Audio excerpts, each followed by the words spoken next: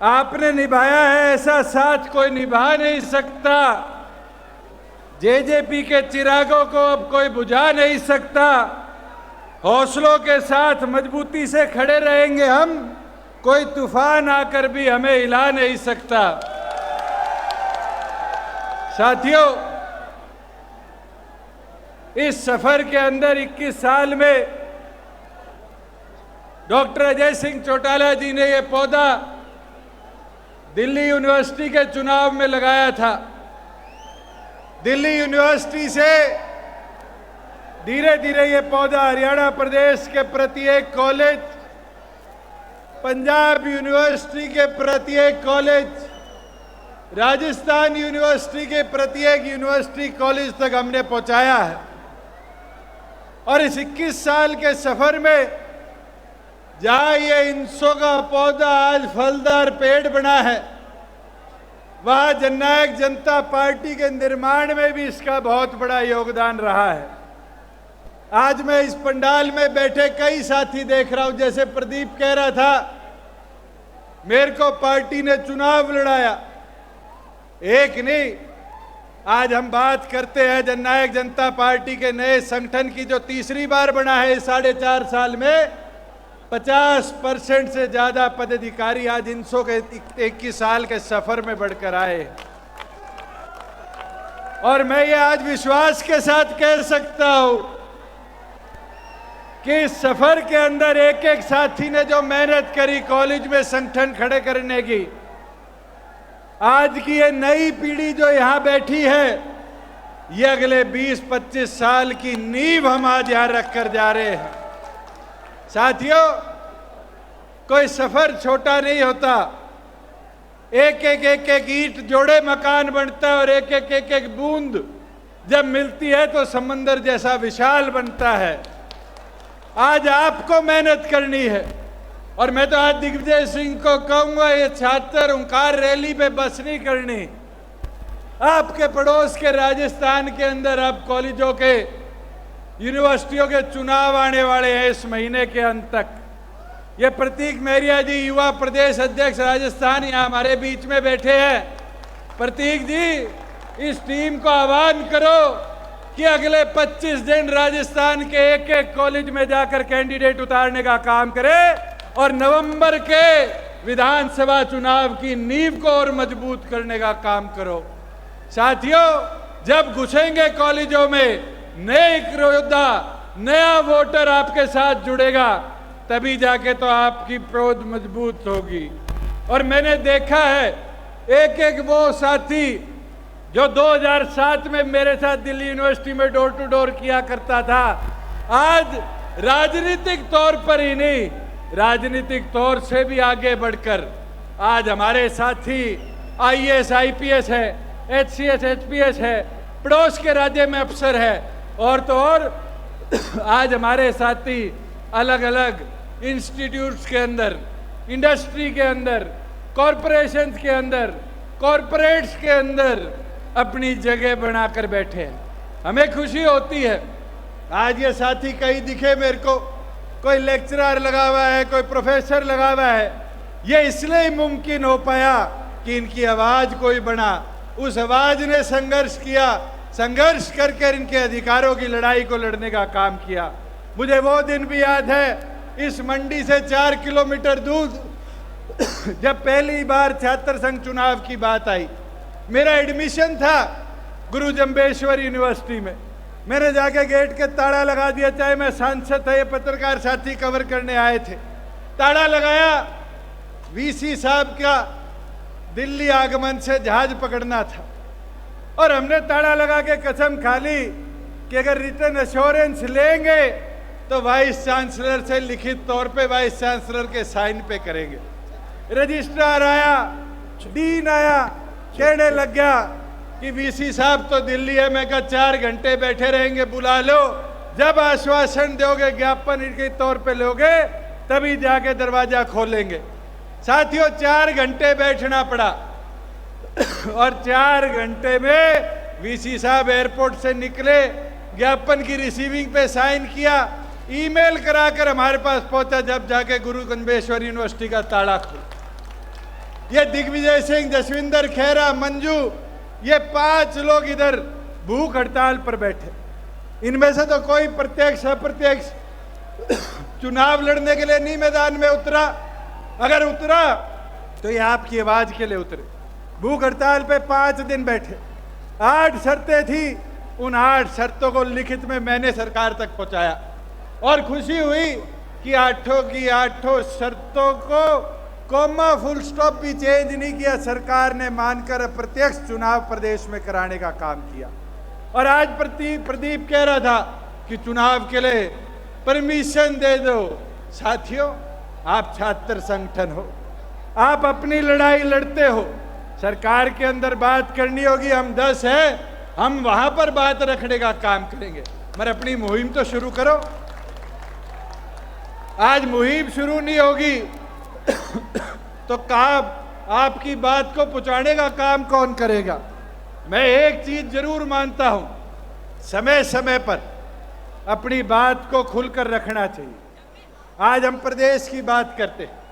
मेरे पास कई साथियों का फोन आया कि जी हाईकोर्ट ने सीईटी पर परसों स्टे कर दिया, हमारा सैटरडे को पेपर है, क्या होगा? हमने 11:20 तक हाई कोर्ट में अपने सारे वकील खड़े रखे कि उन युवाओं के भविष्य के साथ रोक ना लगाई जाए और उनको लड़ाई लड़ते रहे। मगर रात को 11:30 बजे सिंगल बेंच का ऑर्डर आया, कोर्ट बंद हो गया। अगले दिन सुबह 8 बजे बहस करने लगे, 9:30 स्टे ऑर्डर विकेट करा रहे और ये करा लाए कि युवा पेपर देगा। पेपर कल भी हुआ, कल वाला कल होगा, आज भी हुआ और आगे भी ऐसे होते रहेंगे।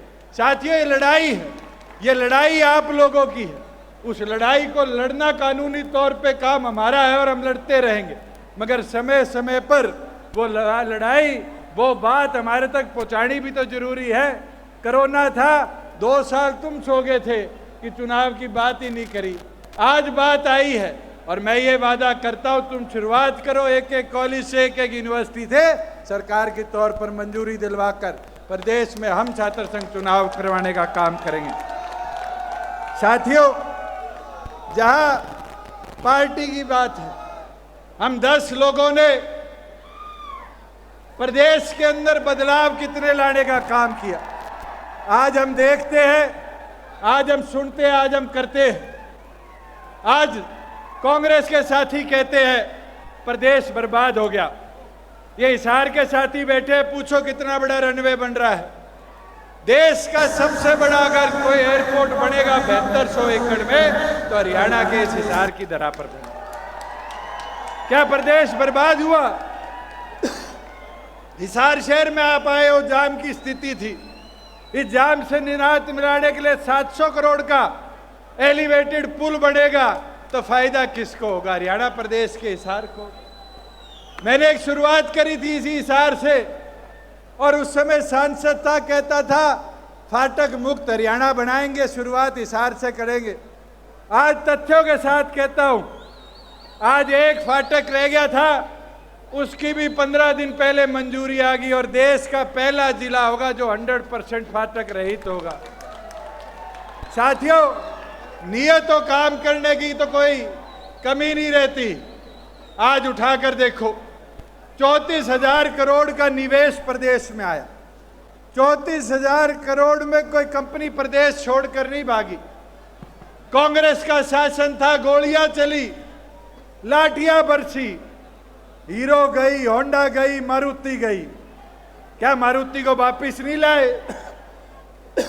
खरखोदा में वापिस लाए और खरखोदा के अंदर देश का नहीं दुनिया का सबसे बड़ा प्लांट हम बढ़ाने का काम कर रहे हैं।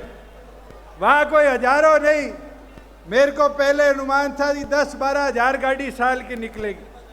फिर मारुति के साथियों से बात हुई, उनसे पूछा कि 1 साल में उस प्लांट से कितनी गाड़ी निकालोगे? तो उनने बताया 1 साल जब पूरी कैपेसिटी पे प्लांट चलेगा, 10,000 गाड़ी तो सिर्फ पहले साल निकलेगी। 10 लाख गाड़ी मारुति के प्लांट से पर वर्ष हम निकालने का काम करेंगे। 10,000 गाड़ी का मतलब क्या है? 15 से 20 हजार युवाओं को 24 घंटे का रोजगार। हम खरखोदा में बनाकर देने का काम करेंगे। अरे कांग्रेस का राज तो वो था जब दिल्ली से चला करते थे और एक लोकसभा क्रॉस कर लिया करते थे। चाहे हिसार की तरफ आओ तो हमारे वो सिंगवा गांव है इसका ईश्वर का, उस वाली नहर के बाद सड़क छोटी हो जाती थी। भिवाड़ी जाओ तो भूपेंद्र का गांव है खेरडी मोड़, उस खेरडी मोड़ के बाद सड़क छोटी हो जाती थी। जींद जाओ तो अमरजीत जी के हल्के जुलाना में घुसते ही सड़क छोटी हो जाती थी। और तो और सोनीपत को तो अपना कहते थे। बड़ौदा चले जाओ, आप गुहाना चले जाओ, डॉक्टर साहब बैठे हैं, वो पवन बैठा है, खरखोदा चले जाओ, ऐसा कोई क्षेत्र नहीं था जहां पर सड़क पाकिस्तान इंडिया के बॉर्डर की तरह बंद होकर छोटी हो जाती थी। आज घूम कर देखो, आज घूम कर देखो कहीं हरियाणा में भेदभाव हो। ये साथी कहते हैं एक विधायक नहीं हरियाणा प्रदेश में जो कहता हो कि 25 करोड़ की सड़कें उसकी विधानसभा में हमने बनवाने का काम नहीं किया। ऐसा कोई विधानसभा का मेंबर नहीं है जो ये आज कहता हो कि हमारे वहां पर 5-5 करोड़ रुपए विधायक के विकास कार्यों के लिए हरियाणा की सरकार ने देने का काम नहीं किया।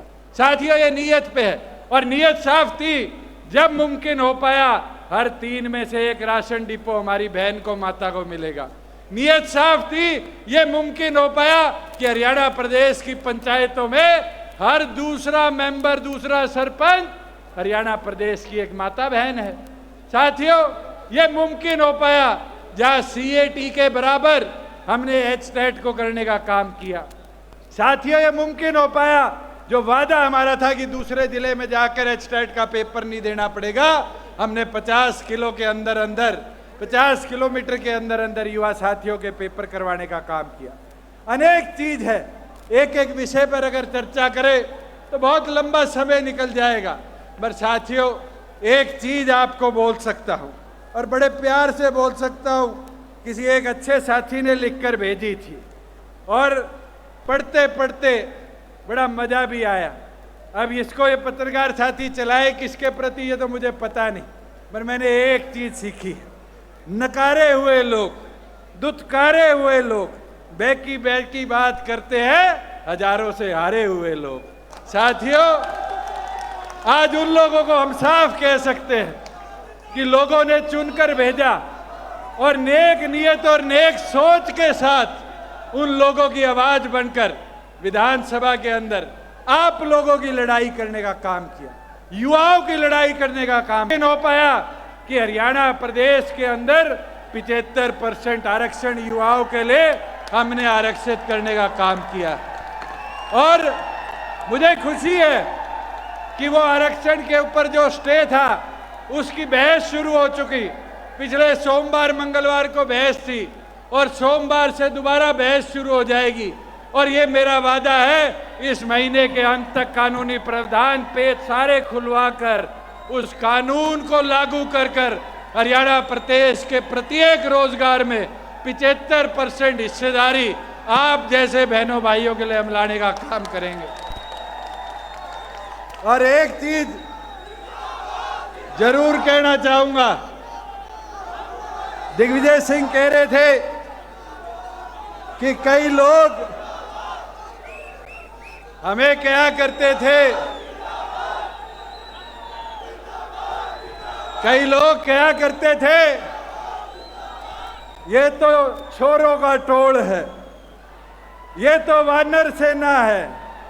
और क्या करते थे दादा, मेरे को भी लगता था कि शायद युवाओं का जोश कम हो गया। एक बार ये कैमरे घुमाओ, देखो टंग लिए, चढ़ लिए ऊपर। और ये क्रांति है, ये जोश है जो 2024 की मजबूती लाने का काम करेगा। साथियों ये हर एक दल के पास नहीं है, ये हर एक संगठन के पास नहीं है। ये जोश और क्रांति अगर किसी के पास है तो डॉक्टर अजय सिंह चौटाला की सोच के पास है, चौधरी देवीलाल के विचारों के पास है। और ये मैं विश्वास डॉक्टर साहब को भी दिलाता हूं कि आपकी ये फौज यहां रुकने वाली नहीं है। ये फौज अब आगे बढ़ती रहेगी। आप समय समय पर हमें दिशा दिखाते रहे, आप समय समय पर हमें रास्ता दिखाते रहे, और ये विश्वास के साथ कह दूंगा कि प्रदेश और साथ लगते प्रदेशों में तो आपका संगठन मजबूत होगा। आपके विधायक विधानसभा का ताला खोलेंगे। आज मैं आता था, अखबार पढ़ रहा था गाड़ी में, ये पता नहीं अखबार वाले साथी भी रैली से पहले कार्टून छापते। आता हूँ, बोला मैं छापा हुआ था, मैं और दिग्विजय खड़े हैं, चाबी खड़ी है। ये चाबी तो नहीं हुई, ताला खोलेगी। मैं खुल के कह दूंगा, ताला तो चाबी खोलेगी। साथियों, बस चाबी को घर घर पहुंचा दो। एक एक साथी लग के अगले 1.5 साल मेहनत कर लो। एक एक नए युवा को जोड़ने का काम करो, उनकी आवाज बनो, उनके संघर्ष में साथ खड़े रहो। और ये गारंटी है कि इस प्रदेश का सबसे मजबूत संगठन, सबसे बड़ा संगठन अगर कोई होगा तो डॉक्टर अजय सिंह चौटाला का जननायक जनता पार्टी और इनसे होगा। मगर आपको इसके प्रति काम करना पड़ेगा। एक अंत में कहना चाहूंगा, कई साथी हमारा भाईचारा खराब करने का भी प्रयास करते हैं। समय समय पर ये दिखाना चाहते हैं कि हमारा भाईचारा कमजोर हो जाए, हम बट जाए, हम टूट जाए। मैं तो 4 लाइनें कहना चाहूंगा। जननायक के विचारों के साथ हमेशा कहते हैं सच्ची बात।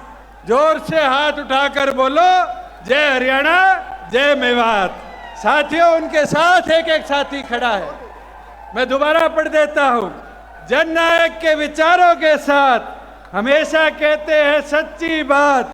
जोर से हाथ उठाकर बोलो, जय हरियाणा, जय मेवात। साथियों, आज हमें खड़ा होना पड़ेगा और ऐसे लोग जो हमारा अमन चैन भाईचारा तोड़ते हैं उनको जवाब देना होगा। और मजबूती से खड़ा होकर दोगे तो ये विश्वास है कि चौधरी देवीलाल ने 1967 में जो ये हरियाणा रूपी पौध पैदा लगाया था, आज देश की अर्थव्यवस्था पे 3रे नंबर पर है। आज देश की अर्थव्यवस्था पे 3रे नंबर पर है। 10% फौज में हम जवान भेजते हैं। साथियों, आज ये मुमकिन हो पाया है तो सिर्फ आप जैसे कर्मठ साथियों और लोगों की वजह से हो पाया है। मैं तो इसी के साथ आप सब यहाँ आए, आप सबका आभार व्यक्त करता हूँ। बहुत बहुत धन्यवाद।